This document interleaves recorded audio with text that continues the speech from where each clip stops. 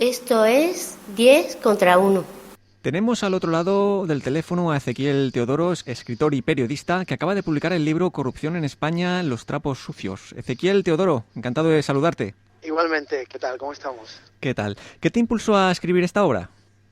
Pues en todas las tertulias, todos mis amigos, mis compañeros de profesión, siempre acabamos hablando de corrupción y hay tanta desmedida información, tanta sobresaturación de información, que al final uno no acaba de saber muy bien pues en qué consisten realmente las causas y cuáles son los detalles.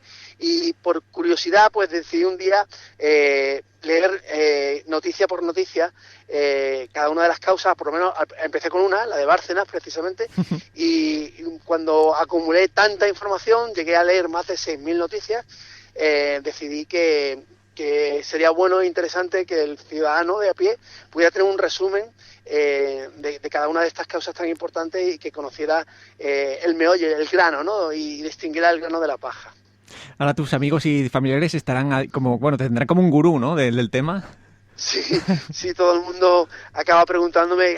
Hay detalles como muy escabrosos, ¿no? Que al final se te escapan, ¿no? Porque aparecen en un sitio, aparecen en otro, y al reunirlos todos, pues al final te haces una idea general, como si tuvieras un mapa, ¿no? De cada una de las causas.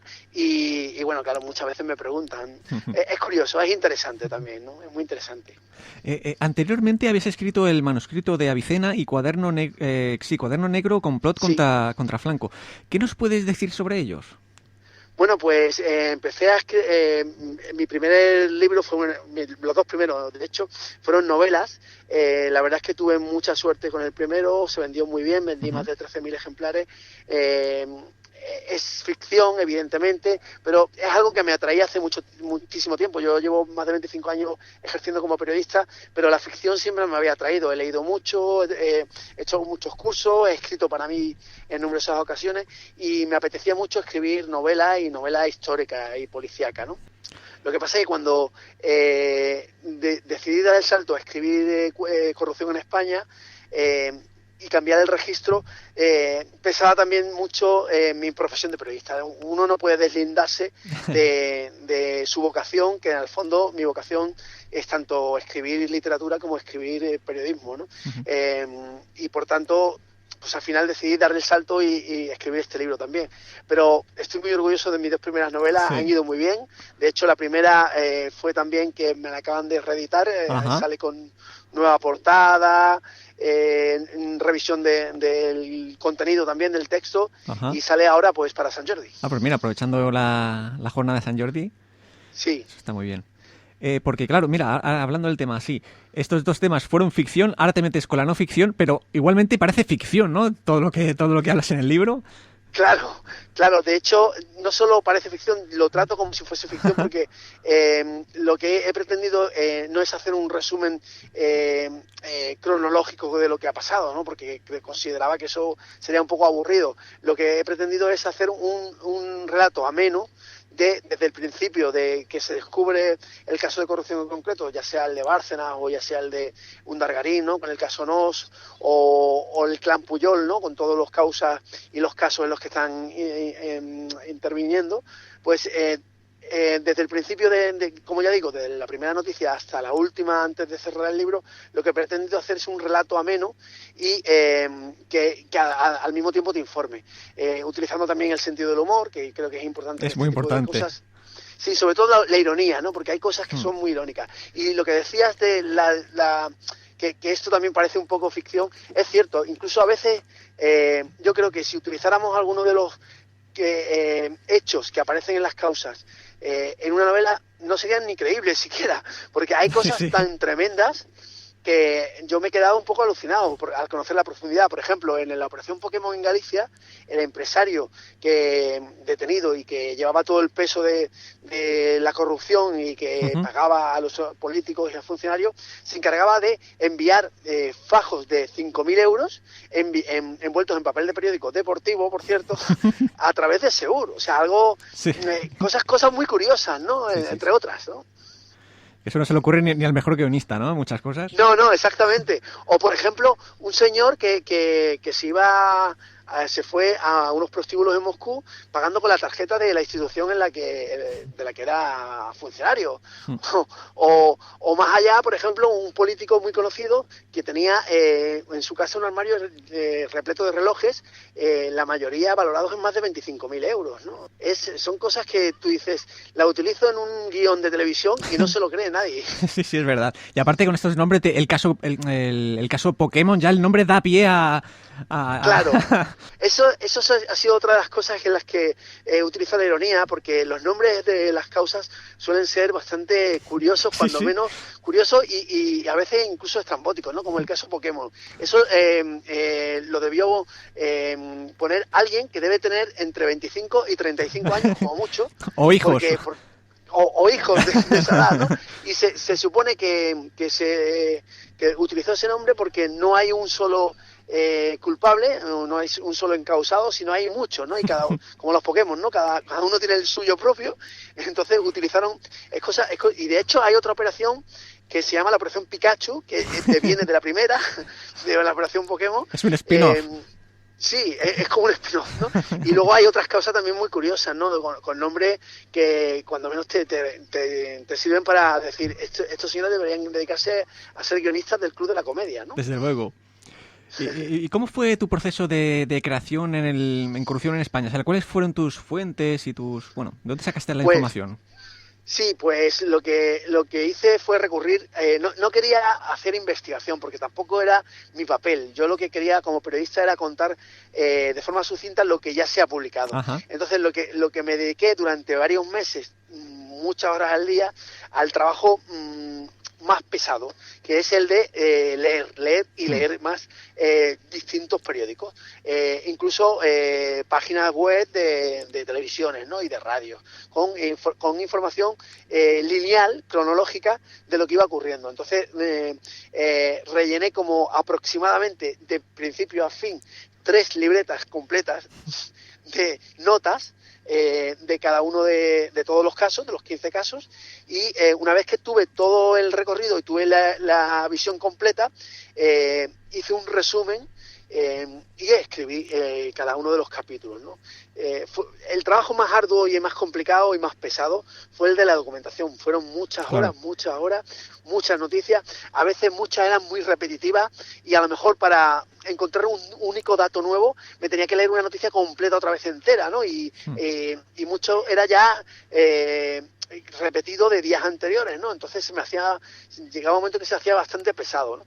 Pero bueno, luego yo creo que es muy bueno para el lector porque he podido ir sacando esas perlas que había en cada una de las noticias separadas y reunirlas todas en, pues no sé, en 15 o 20 o 25 páginas, ¿no?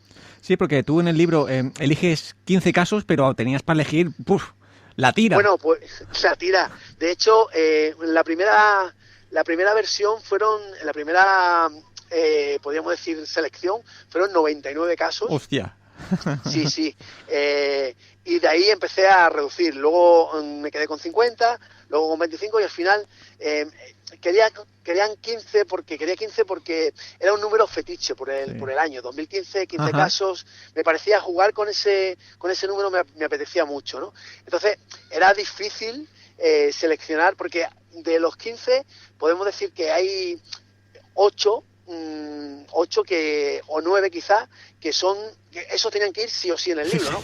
Luego hay otros 4 o 5 que podían ir o no podían ir, ¿no? Podía sustituirlo por otros, ¿no? Entonces, seleccionarlos era complicado. Entonces, lo que hice fue, por ejemplo, en algún caso, como el caso Mercurio en Cataluña, es un caso que tampoco es tan importante y tampoco es tan conocido a nivel nacional, pero ejemplifica mucho otros casos parecidos que hay en España, que son el caso del cacique, ¿no? Del señor que tiene un cargo de poder, como en este caso la alcaldía, y desde ese puesto lanza sus tentáculos hacia todos lados y se proyecta como un verdadero cacique, ¿no? Supuestamente, porque en este caso todavía no está juzgado, pero supuestamente este señor hacía cosas como decirle al jefe de la policía que le perdonara multas a su familia o por ejemplo, cosas tan estúpidas, como llamar al hospital para que una amiga o amigo pasaran a urgencias más rápido que el resto de las personas que estaban allí, ¿no? Es una actitud bastante de una dictadura bananera, ¿no? Sí. Entonces, como hay otros casos parecidos, pues lo utilicé como una especie de ejemplo de lo que puede pasar en otros lugares, ¿no? Como la marca blanca, ¿no?, de los casos. Sí, no era un caso muy concreto, como por ejemplo, sí que puede ser el caso Bárcena o la Gürtel, o por supuesto el caso Nos con Dargarín, que son casos muy concretos y muy importantes que había que sacarlos, pero sí que hay algunos otros que se repiten, por desgracia, en distintas comunidades de España, ¿no? O sea, has hecho un poco de Vicente del Bosque de los casos de corrupción, ¿no? Una selección bien armadita.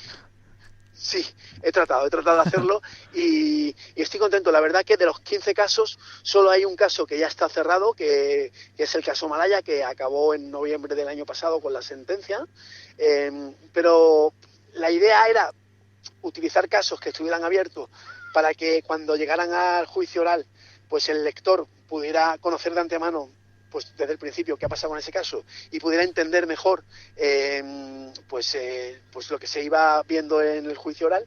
Pero el caso Malaya yo creo que es uno de los casos más importantes de los últimos 20 años de mediáticamente hablando, ¿no?, de España. Yo creo que me apetecía mucho leerlo, estudiarlo y escribirlo, porque ese caso me fascina, porque se reúne una serie de elementos muy importantes, ¿no? El tema de la infidelidad, el tema del corazón, por supuesto el tema de la corrupción política, la corrupción económica, incluso el tema de la música, ¿no?, de una famosa cantante. Hay como muchos elementos que hacen que de hecho hicieron de esta causa uno de los casos más mediáticos de España de los últimos años, ¿no? Sí, Por eso me parecía que sería interesante hablar de él. Sí, es como un culebrón de estos de las 4 de la tarde, ¿no?, que te ponen entre semana. Totalmente. Van enganchando temas, van enganchando tramas y no para. Totalmente. La verdad es que ha sido muy divertido.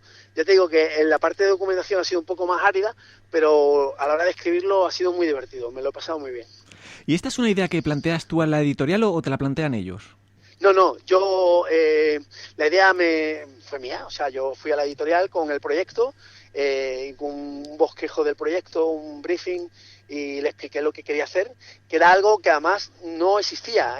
Hasta ahora hay libros sobre la corrupción en España, pero más que nada son libros de ensayo un poco áridos que explican la historia de la corrupción. Hay libros muy concretos de investigación sobre casos concretos antiguos, pero una especie como de resumen de los casos que ahora mismo están abiertos y tal, hasta este momento no había nada. De hecho, acaba de sacar un libro Baltasar Garzón que se llama Fango.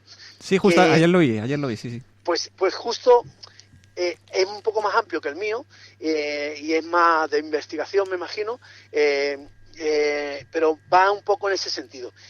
Hemos coincidido, de hecho, coincidí con Baltasar Garzón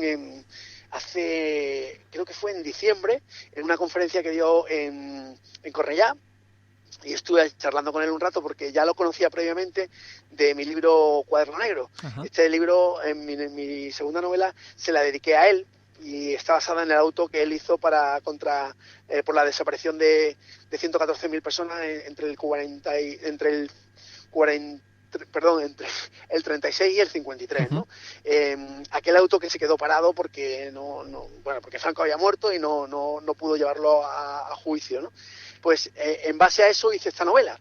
Y entonces, bueno, en aquel momento pues entramos en contacto, y le regalé el libro y tal, ¿no? Entonces me lo volví a encontrar, pues eso, hace muy pocos meses, y charlamos y coincidimos los dos en que estábamos a punto de sacar un libro de similares características muy poco después, ¿no? Fue algo curioso. Bueno, podéis hacer un intercambio. Sí. De hecho, si él no hubiera sacado el libro, estuve a punto estuvimos hablando de la posibilidad de que me hiciera el prólogo, ¿no? Pero bueno, como era complicado porque él iba a sacar el suyo propio, no. Sí, ahora es como Nike y Adidas, ¿no? Nike y Adidas, no, ahora no vale mezclar los temas. Y de los casos investigados, ¿cuál es el que más te ha sorprendido a ti especialmente? Que dices, madre mía, ¿esto cómo puede ser? Bueno, Hay tantas situaciones escabrosas. A mí me ha parecido más sorprendente, porque no lo conocía tanto, el caso de la operación Pokémon, porque es curioso cómo la corrupción está transversalmente difuminada por toda Galicia a través de este caso. Toca a todos los partidos, toca a 3 de las 4 provincias, casi todos los alcaldes, además alcaldes con cierto reconocimiento, no solo en Galicia, sino reconocimiento social y político fuera de Galicia, con cierto renombre, también han sido enfangados, podríamos decir, por este caso. Entonces, me parece que este caso a mí me ha hecho pensar que la corrupción está más intrínsecamente dentro del sistema de lo que yo pensaba antes de hacer este trabajo. Es lo que me ha parecido. Y por supuesto, el caso Bárcenas también me ha parecido muy fuerte, porque por mucho que Rajoy dijera que este era un caso contra el PP y no del PP, tengo que decir que no. Que visto más de 1000 y pico de noticias que vi sobre el caso Bárcenas, leídas una a una y analizado todo, tengo que decir que el PP está bastante dentro de este caso, ¿no? Es un caso de corrupción del propio partido, o de muchas personas del propio partido, más que contra el partido, y eso también es una pena, porque no son personas, son instituciones. Exacto. Estos días se está hablando mucho también del caso de Rodrigo Rato. ¿Qué opinión te merece? Bueno, vamos a lo mismo, ¿no? Son personas que en un momento dado han ejercido mucho poder, han tenido un brillo social, una relevancia, se les ha tomado casi como dioses, en este caso de la economía, que han sido un revulsivo, le han dado la vuelta al milagro económico español, etcétera, ¿no? En su momento Rodrigo Rato, y sin embargo nos hemos dado cuenta de que debajo de la alfombra tenía mucho que ocultar. Es verdad que con el caso de las tarjetas Black, que es el caso que aparece en mi libro, Rodrigo Rato fue uno de los primeros en devolver el dinero, pero el hecho de que ya estuviera utilizando la tarjeta cuando no debía, ya de por sí deja mucho que desear. Uh-huh. Y además, de hecho, él dijo que nada más llegar la eliminó, y no es cierto. No es cierto. Es verdad que Miguel Blesa fue el que la institucionalizó, el que además la hizo mucho más poderosa esa tarjeta, porque es verdad que antes de la llegada de Miguel Blesa ya había una tarjeta de representación en Caja Madrid, pero estaba fiscalizada, había un control, y fue cuando él llegó cuando el control se perdió, cuando ya se podía gastar el dinero en cualquier cosa que no fuera representación. Fue vergonzoso lo que ocurrió. De hecho, por ejemplo, por ponerte un ejemplo, un señor de los presidente de la Confederación de Empresarios de Madrid utilizaba esa tarjeta para ir a su propio restaurante a comer. O sea, era como, yo me lo guiso, yo me lo como. Un círculo, ¿no? Es muy fuerte, ¿no? A mi entender, que se gastó más de 9.000 euros en su restaurante con la tarjeta de la entidad, ¿no? Es algo que me parece cuando menos vergonzoso. ¿Y tú piensas que tenemos los peores políticos de la historia de España actualmente? No. ¿No hay peores? Para empezar, nuestra historia democrática es muy corta. Sí, eso es verdad. Con lo cual, la historia anterior, la historia de la dictadura, no la podemos juzgar, porque, para empezar, no la conocemos, porque está todo sepultado. Hubo una ley, la ley de amnistía del 77, que fue un desastre, porque nos impidió hacer que pagaran los verdaderos culpables de lo que ocurrió. Pero bueno, ahí está la ley de amnistía y no podemos hacer otra cosa, por lo menos de momento. Entonces, no sabemos lo que ocurrió en la dictadura. Es cierto que en los últimos años parece que hay una preocupación general muy importante en España por la corrupción, pero yo creo que no porque haya una especial corrupción, sino porque especialmente los jueces están sacando adelante casos que no se conocían. Hay mucha relevancia por eso, y entonces eso ha sido fundamental. Y luego hay otra cosa también muy importante, la crisis. Sí. La crisis ha hecho que nos duela el bolsillo de cada uno de nosotros. Y claro, si tú tienes un bolsillo más o menos amplio y vives bien, Si otro roba, por desgracia en España pasa así, si otro roba, tú miras para otro lado y dices, Sí. bueno, pero yo estoy bien. O por lo menos disimula. Pero si tú estás mal, el ciudadano ya se cabrea, porque dice, joder, es que me están quitando lo mío, ¿no? Ese creo que ha sido uno de los problemas más importantes en esta elevación de la preocupación contra la corrupción. ¿Pero te atreverías con un ranking de los 5 peores políticos nacionales? El Hall of Fame. Los 5 peores políticos nacionales. Bueno, desde el... Va, dime 3. Te lo dejo en 3. Bueno, ahora mismo, hombre, habría que matizar. Sí, claro. La peor parte, más que personas, te lo voy a decir por entidades, ¿no? por partidos. El Partido Popular, desde luego, y en algunas zonas en concreto, como Baleares o Valencia, incluso en Madrid, pero sobre todo Baleares y Valencia, se tendría que refundar. O sea, es tremendo en los casos de corrupción tan graves. Había como ciento no sé cuántos casos en Baleares de corrupción en los juzgados y muchísimos implicados, ¿no? Creo que es el Partido Popular, podríamos decir que se lleva el trofeo al partido con mayor número de corrupciones detectadas, ¿no? Evidentemente el PSOE tiene que hacer un esfuerzo de cambio, ¿no? Pero yo creo que hay una diferencia, quizás por eso lo pongo un escalón más abajo, ¿no? Hay una diferencia entre PP y PSOE. Y la he detectado estudiando estos casos. No es porque yo tenga unas ideas más cercanas a uno u otro, sino porque lo he leído en los numerosos casos que he leído, ¿no? Valga la redundancia. Mientras en el PP, cuando se producía un caso de corrupción, hasta prácticamente el caso de las tarjetas Black, en el resto de casos, cuando se producía un caso, el PP arropaba al corrupto. El PP, si eras imputado de lo suyo, eras de lo suyo, con lo cual ni dimitían ni se les echaba, en la mayoría de los casos. Y te digo que he leído unos cuantos. Y sin embargo, en el PSOE, en la mayor parte de los casos, siempre se ha procurado expulsar al imputado, siempre se le ha procurado, incluso muchas veces ha sido el propio imputado el que ha dimitido.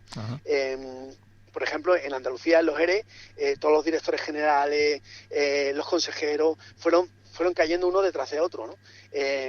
Otra cosa es que a nivel ya de la Junta de Andalucía, con el caso de Chávez o Griñán, pues que no hayan dimitido, porque ellos, y es verdad, no están imputados de un delito en concreto.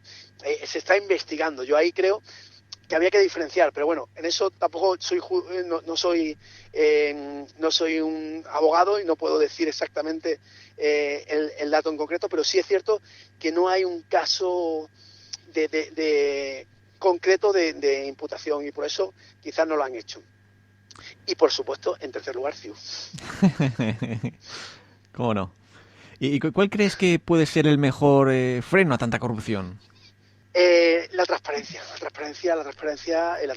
O sea, es muy importante el conocimiento del ciudadano de cada uno de los actos y cada una de las acciones que hace el gobierno o la comunidad autónoma, sea cual sea, o el ayuntamiento de turno. O sea, cuanto mayor transparencia, cuanto más control por parte de los ciudadanos.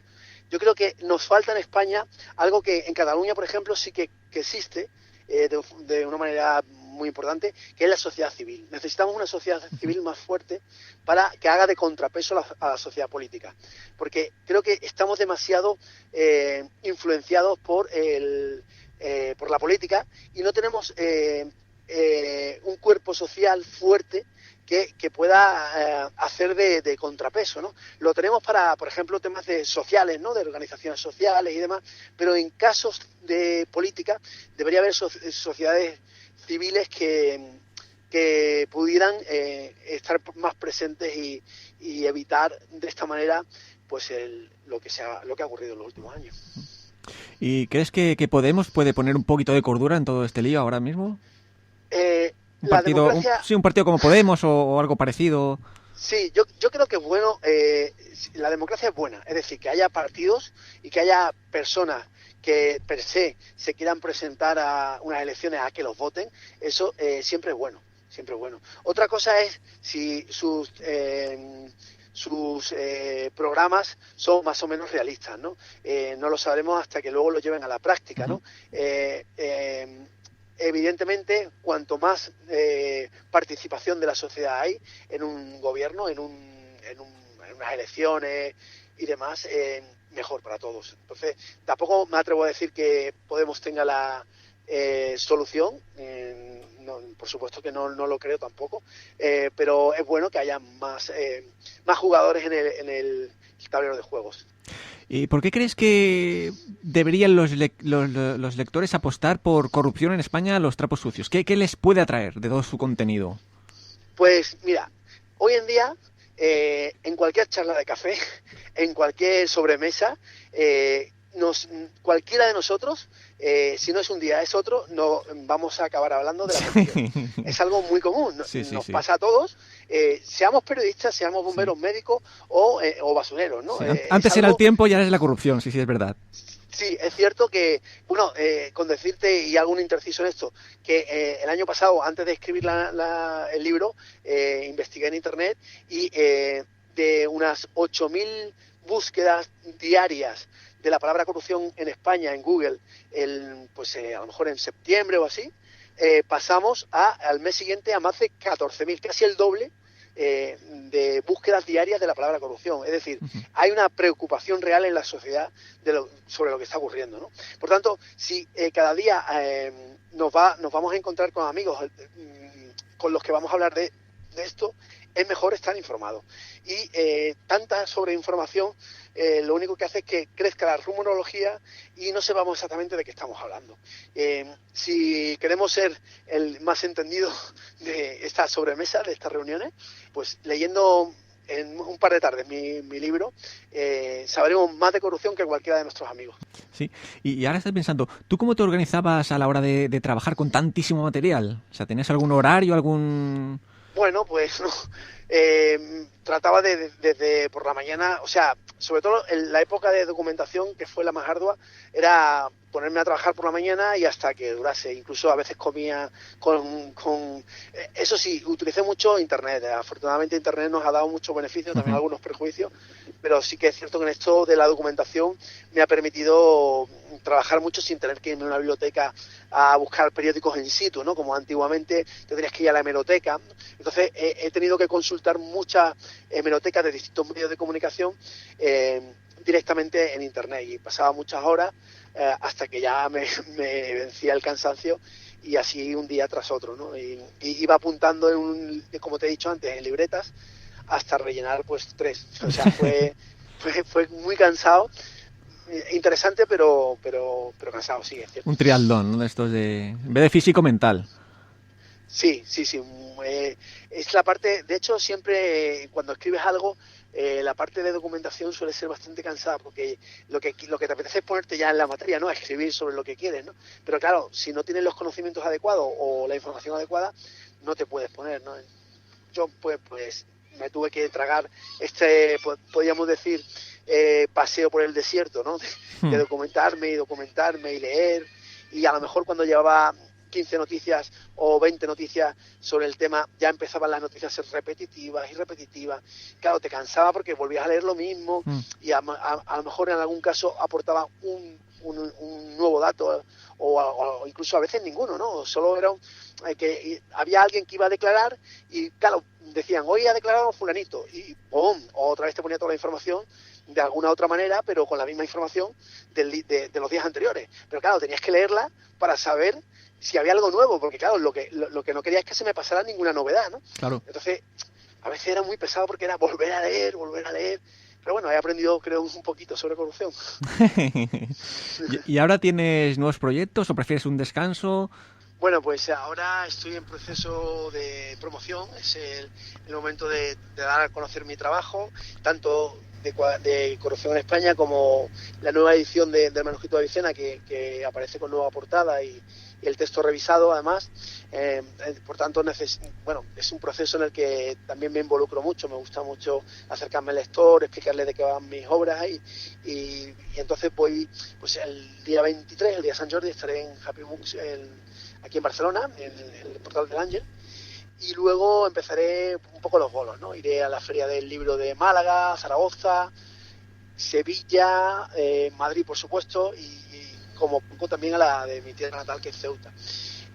Y una vez que acabe eso, pues bueno, pues tengo varios proyectos en ciernes, novela, quiero volver a escribir novela, retomaré un poco la senda de mi novela, de mi primera novela, que era novela histórica, me desvié un poco en la segunda con novela policíaca, pero me apetecía escribir sobre el franquismo y por eso hice aquella segunda novela, pero ya se lo adelanto a mis lectores, voy a retomar el thriller histórico, que es lo que me trajo a la literatura y lo que en el fondo me apasiona y me gustaría, y por lo que en definitiva me hice un poco más conocido, ¿no? Y tuve más éxito que con el resto de libros. Sí, las ventas así lo demuestran, ¿no? Sí, las ventas sí así lo demuestran. Llegó el manuscrito de Avicena, llegó a ser en 2013 el sexto libro electrónico más vendido de España, ¿no? En Amazon, y eso fue para mí un impulso tremendo, ¿no? Claro. Estuve 2 meses enteros en 2013, julio y agosto, entre el segundo y el primer puesto de Amazon de España, seguido continuadamente desde julio y agosto, ¿no? Fue extraordinario. Y además, cada vez que voy a una feria, todo el mundo me recuerda el manuscrito de Avicena. Mis lectores me conocieron por él y le tienen mucho cariño a los personajes, y por tanto retomaré un poco la senda de ese tipo de libros, que además es que también me gusta, no es que lo haga solo porque sean más comerciales, ¿no? Es porque me encuentro como un poco más como pez en el agua escribiendo thriller con matices históricos, ¿no? Y el nuevo libro, La corrupción en España, los trapos sucios, ¿dónde se puede adquirir? En cualquier librería, supongo, ¿no? Sí, ya están siendo distribuidos. Yo me imagino que se puede encontrar en el Corte Inglés, en Casa del Libro, en cualquier librería. Y si no, siempre se puede pedir en la librería más cercana, y seguro que lo consigue porque el libro está siendo muy buen distribuido y puede llegar perfectamente a cualquier sitio. Y ahora que como bien decías, que se acerca a San Jordi, aparte de uno de Ezequiel Teodoro, ¿qué un par de libros que nos puedas recomendar para los oyentes, de tus preferidos?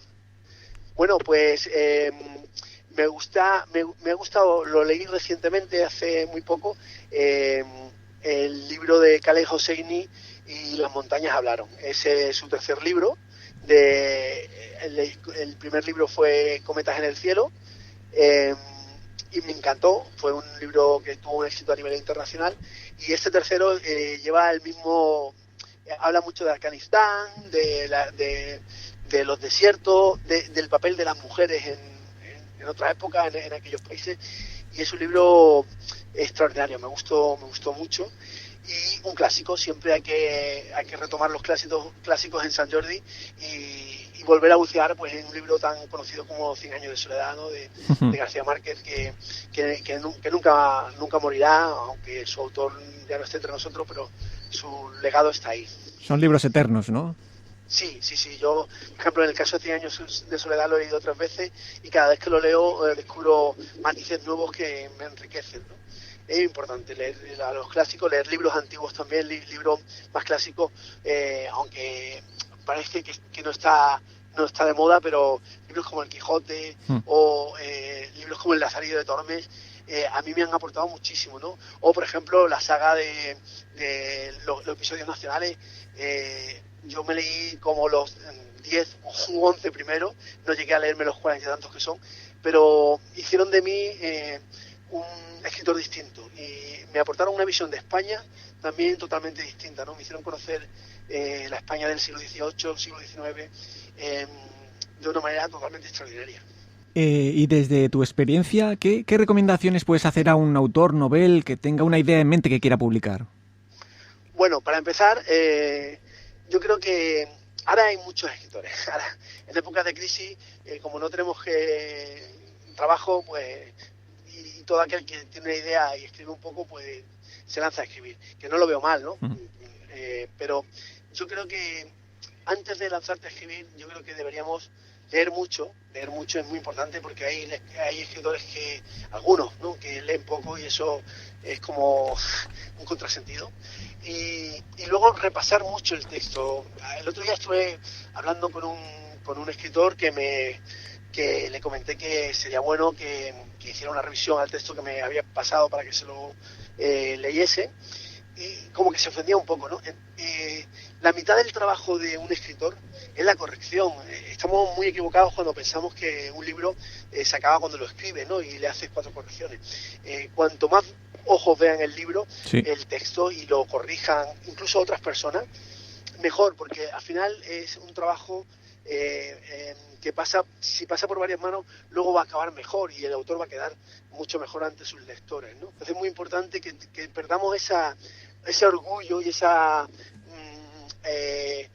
ego de pensar que, bueno, que a mí nadie me toca el texto, ¿no?